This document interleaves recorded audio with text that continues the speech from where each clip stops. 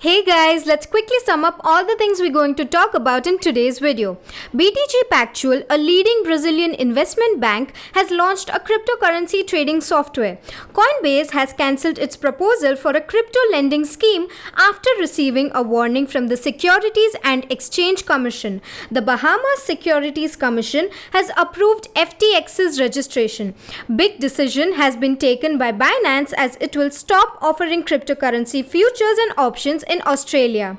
Lamassu has unveiled a new kind of small Bitcoin ATM machine. Lastly, we have a Tron-based exchange-traded product is set to debut on Europe's largest stock exchange.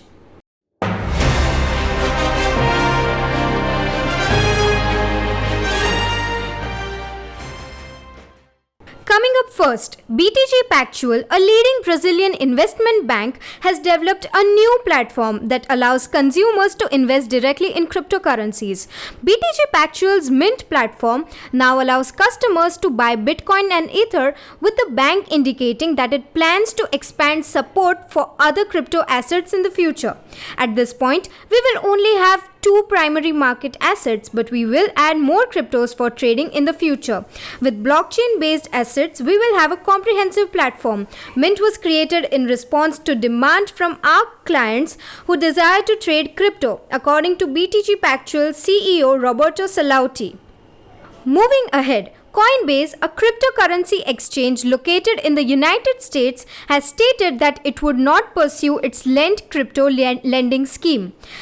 Coinbase suggested in a September 17 update to a blog post introducing the program in June that regulatory certainty in the crypto business was not a factor in its decision not to bring the crypto loan product to market.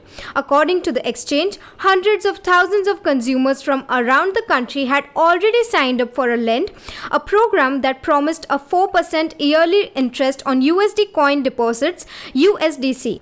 The news comes less than 2 weeks after the Securities and Exchange Commission threatened Coinbase with legal action if it launched Lend, which it has classified as a securities under its jurisdiction. Later, Coinbase's chief legal officer, Paul Grewal, argued that the loan product was neither an investment contract nor a note, and questioned the SEC's ruling, claiming that it lacked clarity.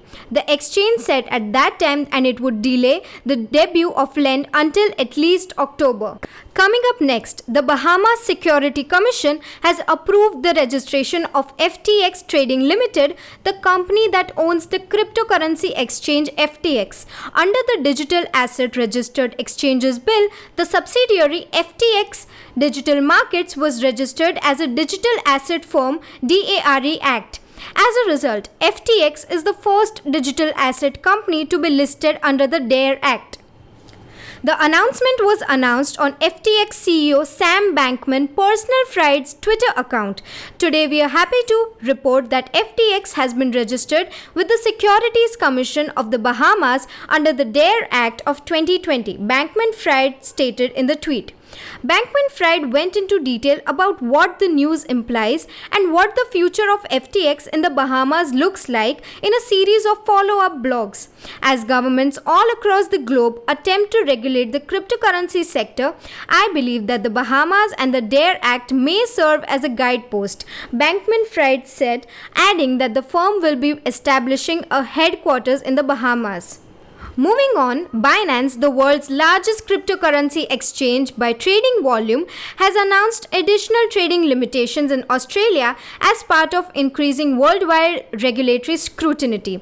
Existing Binance customers in Australia will have 90 days to decrease and cancel their holdings in cryptocurrency futures, options, and leveraged tokens, according to the exchange's announcement on September 20.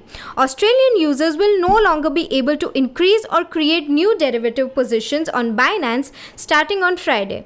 According to the statement, users will still be able to top up their margin balances to avoid liquidations and margin calls. Binance users in Australia will no longer be able to decrease or terminate their holdings manually after December 23rd, as all open positions will be closed. Next, we have Lamasu, the makers of a series of Bitcoin ATM machines and an open source admin tool, debuted the Tejo, their newest Bitcoin or CryptoMat ATM type, over the weekend. Designed with a small form that may be used in almost any environment. In addition, the Tejo's internals are roomy, allowing it to store more money containers, potentially tripling its invoice capacity on both its invoice validator and dispenser. Money series companies like Garda, Loomis, and Brinks always demand explicit auditable locks as a condition of selling their goods and services.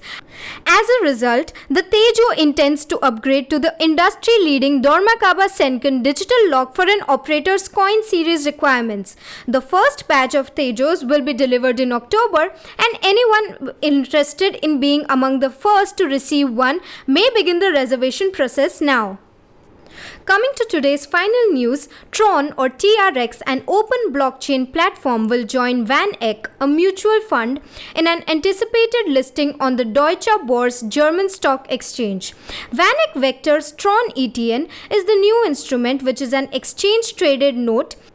It will make its debut on Europe's largest stock exchange tomorrow, with plans to expand Zurich, Paris, and Amsterdam. VanEck will have 3 distinct crypto ETNs on the Deutsche Börse as a result of the new Tron listing, including one for Polkadot, DOT, and another for Solana, SOL.